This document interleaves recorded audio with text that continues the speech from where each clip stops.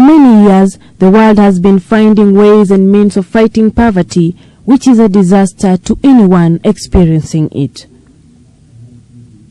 Where exactly did poverty come from?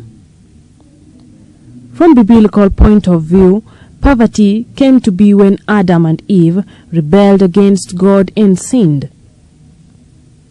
Because of their sins, they were cursed. Thus, humans had to work hard to obtain food, shelter, and clothing, which continue to date, Africa being the most affected continent. African nations typically fall towards the bottom of any list measuring small-size economic activities. A European worker would earn thrice what an average African earns, but today they earn 20 times what the Africans earn, Kenya being one of the most affected countries. Around 3/4 of Kenyan population is dependent on the agricultural industry, but with weak overall infrastructure, limited economic diversity, government corruption, that is according to Transparency International, Kenya is one of the most corrupt nations in the world, and so makes it difficult for the country to eradicate poverty.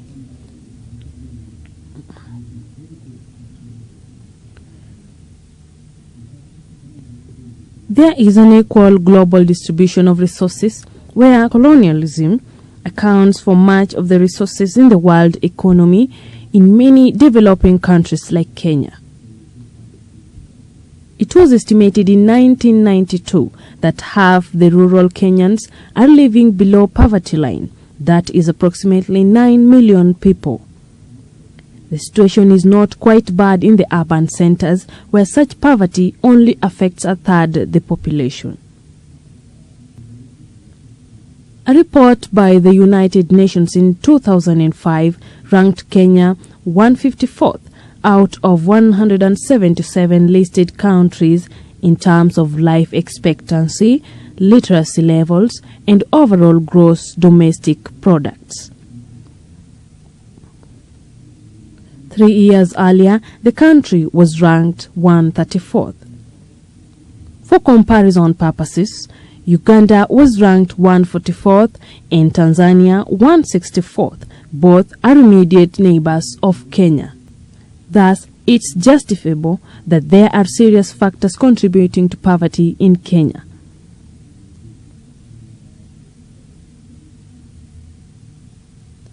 A third the population in urban centers living below the poverty line mainly dwell in the slums.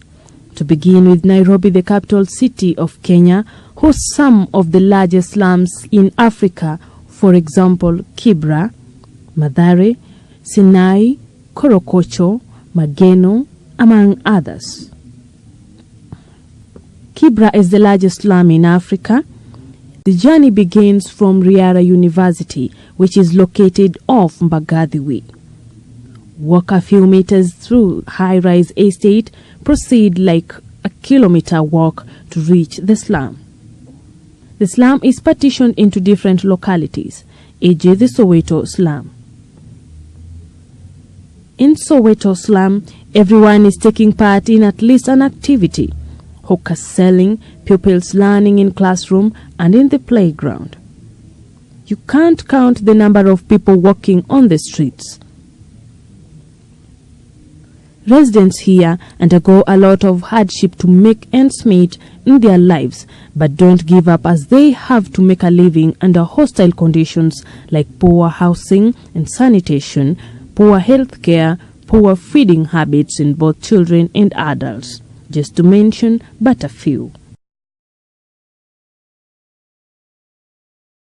To people here, every day is like any other day. Their only hope lies in their hard work and perhaps a boost from the government of Kenya. At Soweto is a resource center known as the Soweto East Resource Center KIBRA, as the only resource center in the area. The center is sponsored by UN Habitat and the government only provide land. Michael Wanjue is the assistant manager of the resource center and has been working here for some time and has got much knowledge on how the place had been of use to people living with poverty. I'm the program assistant at KIBRA Resource Center. It's only resource center within, I think it is even within KIBRA. There's no any other resource center. And the main reason why the resource center was built, one was because of the children with disability. Because most of the people believe that whenever the time that you have a child with disability, it's like a curse. So most of the parents normally keep them in the house and maybe lock them in the house. So at the time that the government plus the UN realized that there's need for these children, at least for somebody to take care of them. So that's the reason why the idea of the resource center came in. And at the same time, they thought that maybe there's need for the youth to come up with something that the youth can do, or maybe the entire community. So at the time that they decided maybe to have two departments, whereby we have the physiotherapy and occupational therapy department, and also we have the IT department. But at the same time, they're in the one thing. So what normally happens is that on this side, the upper side, okay, we are focusing on the issue of the physiotherapy and occupational therapy. And then at the same time, we also planning maybe to have what we call telehealth. Telehealth is something like, it's like a screen that will be put in one of the rooms. And then at the same time, a doctor maybe can examine you, even if it's like, maybe he's like in the places like maybe Getro.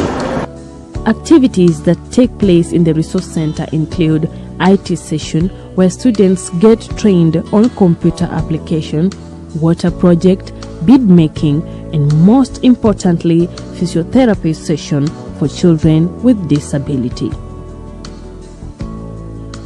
There are few equipment for the physiotherapy session, even though it's of great help to children. Each child gets to see a physiotherapist every Wednesday in a week. So on the issue of physiotherapy and occupational therapy, it's always done once in a week. It's only Wednesday. So, and two, also we have our water project. If you compare the price that we're charging at the center, it's very cheap compared to the rest of the places, because they're charging 2 shillings per 20 liters. But if you go to the other places, you find that it's 3 shillings, 20 shillings, 35 shillings, it's just go like that. And even, for instance, there is a time that you normally have the water shortage. But for us, we do not use it as an advantage to us. We still realize that these people are the same people who normally fetch water here. So we usually keep it the way it is. But if at all you go to the other places, you realize that they charge, like, for instance, 10 shillings, 20 shillings. So that's the reason why you normally feel that it's like we are caring for the community, because that was the main reason for this center. If when we talk the issue of the government and the issue of the UN, the government provided the land. That's the only thing that the government did. But for the UN are the one who built the facility, and also in terms of funding, in terms of everything, even catering for the workers, everything. They are the ones who are in charge. But for the government, it was just to provide the land. In addition to the resource center, KIBRA Soweto Slum also has a youth group, the Soweto East Youth Group. The youth group was formed by the youths from this region to help them earn a living. The chairman of the group is Sami Atali. Sami Atali,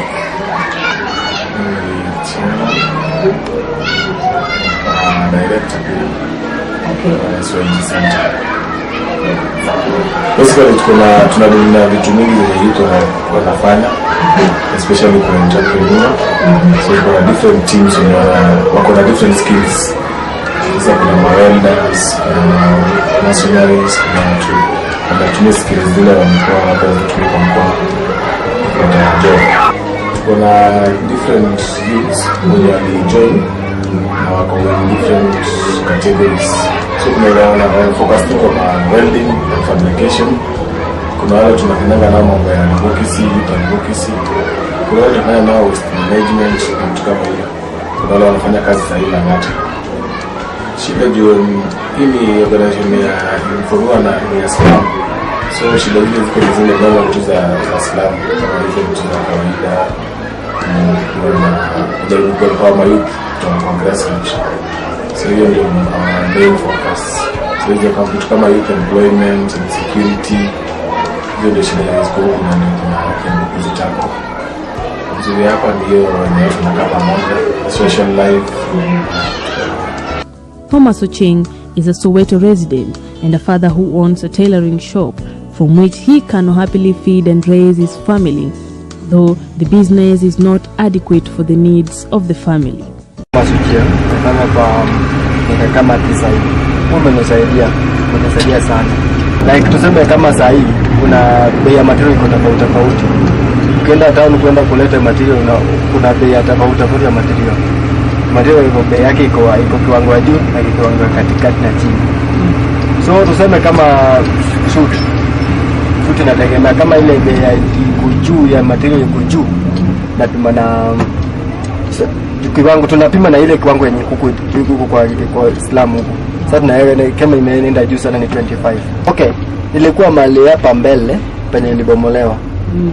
Sasa wakati ulibomolewa nikatafuta kibanda sikupata. Sasa nikakuja nikaingia kwa hii. Sasa hii naye ni kidogo, itabidi tu tuendelee naye. Tunapitia sana ni hitilafu ya fedha. Fedha inatusumbua sana.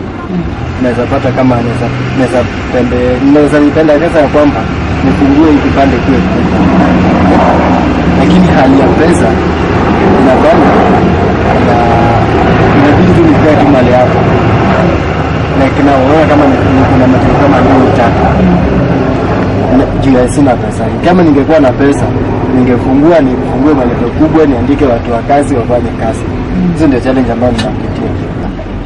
Sasa hapa kwa barabara pia ni mzuri, ni watu wakipita wanakuona. Kushinda vile unaweza kuwa umeingia huko ndani, unajua hakuna mwenye anakujua, pengine jirani ndiye anajua unafanya hii kazi. Kwa ukuje kwa barabara ndo uonekane. As much as the government of Kenya tries to upgrade the living standards in the slums in terms of housing, healthcare, and other social amenities, Thomas sees this as a dream not come true to the people of Soweto East Slum. He doubts whether these nicely built houses would one day belong to people like him, given that the condition to live in the houses are much beyond their expectation. Hizo nyumba walisema ni watu KIBRA. Na watu wako na wasiwasi wajui kama wataingia ama hawataingia. Juu vile walituambia kwamba kuingia kwa hiyo nyumba utakuwa una save na cooperative. Sasa kama utakuwa umesave utakuwa unaingia, ndio sasa maneno yenye kwa saa hizi. Ukiwa una save utakuwa unaingia. Na kwa saa hizi nasikia ni wenye wamesave ni 400 people ambao wamesave, ambao sasa ndio wamefika 10% ni ile kiwango pesa ilikuwa inatakikana. Wamefika 10%. Sasa 10% kwa 400 nasikia ndio wao wataingia huko. Na wenye wajafikisha nasikia kitu kama ni kitu like 200. Wamesave lakini kitu 200 hivi. Sasa hao ndio wanaweza ingizwa wakiendelea na kusave. Thomas iterates that the high-rise estate adjustment to the slum was built in the name of slum upgrading, but since the slum dwellers could not afford the high rent, abled people from other places have occupied the houses, leaving them with no option but to stay put in the slum. The big question still lingers on the minds of the slum dwellers. When and how will slum dwellers be rescued from abject poverty and poor living conditions?